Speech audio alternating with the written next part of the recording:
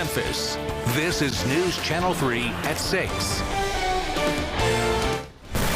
There's nothing I can say to bring no one family member back. There's nothing I can say to give nobody any closure, but we all got to live with this. So we don't necessarily know why it happened, but one thing we do know for sure is that today, I think we achieved some justice.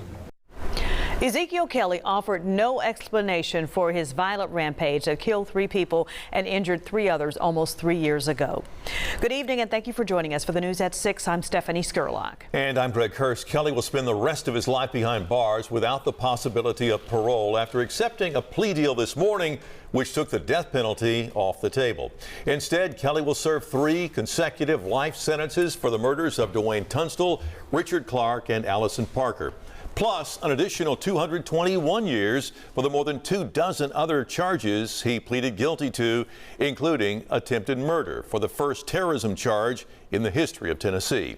All of those stemming from an almost 24-hour crime spree on September 7th of 2022. From the first murder just after midnight to his arrest after a chase through Memphis and South Haven that night. Kelly even live streamed one of the shootings on Facebook, and as fears spread, the entire city was placed on lockdown ahead of his arrest. The district attorney says the victims' families all approved of the plea deal Kelly accepted today.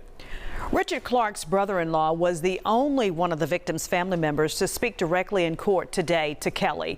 The now convicted murderer brought to tears when Aubrey Miller quoted scripture at him, urging him to turn to God and find himself. WREG's Shay Arthur was in the courtroom for the hearing, and Shay, I understand there were a lot of tears in there today.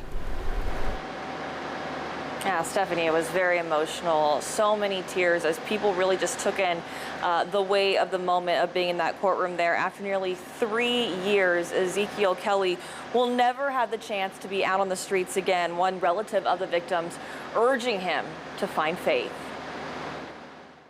Count 1, you would be pleading guilty to the charge of first-degree murder. Originally looking at a 28-count indictment and the death penalty, 22-year-old Ezekiel Kelly now looks at 3 consecutive life sentences, plus 221 years in prison. Accepting his fate in court, he spoke to victims of his random shooting rampage and the loved ones of those he killed. I believe there's no closure. It's no closure for anyone, but I also know that there's nothing I can say to bring no one family member back. Aubrey Miller, the brother-in-law of one of his victims, Richard Clark, who he shot and killed at a BP gas station, spoke to him, urging him to now turn to faith. You got to look to him, who is the author and the finisher of your faith. Miller is also a former probation officer and counselor to young men. We talked to him after court about his reaction to the sentencing. He was just one of them in that bush that I didn't get a chance to really relate to him before that time. And now I see, as I tell many of us, if you don't understand what you don't understand, it's like the Bible would tell us, all that get understanding.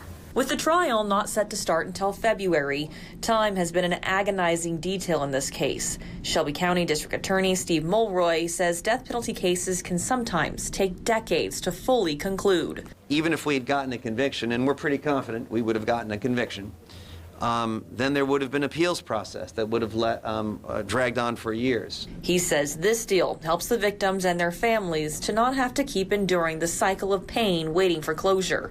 Kelly's attorney agreed. I think in the process of representing Mr. Kelly, he's probably what I would consider 180 degrees different than where he was when he walked in the door.